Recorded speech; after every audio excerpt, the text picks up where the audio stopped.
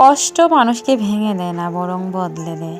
আর যাদের ভেতর দুঃখ জমে থাকে তারাই সবচেয়ে নরম, সবচেয়ে সত্য আর সবচেয়ে শক্তিশালী হয়ে ওঠে। দুঃখ মানুষকে নিঃশব্দে শক্তিশালী করে তোলে। যারা চুপচাপ দুঃখ সয়ে যায় তারাই একদিন চিৎকার না করেই জয় করে ফেলে।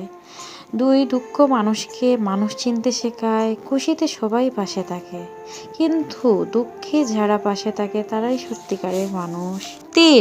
দুঃখ মানুষকে আল্লাহর কাছে আরও কাছে টেনে আনে।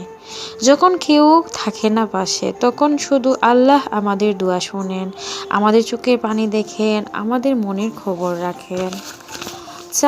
দুঃখ মানুষকে তার নিজের মূল্য বুঝতে শেখায়।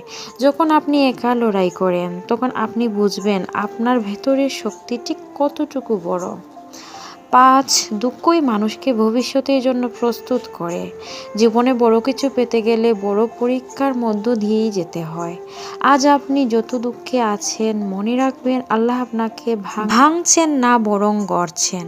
আপনার জীবনের বড় কিছু আসতে চলেছে, শুধু ধৈর্য ধরে থাকেন। যদি আপনার জীবনে দুঃখ বেশি থাকে, তাহলে মনে রাখুন আল্লাহ আছেন।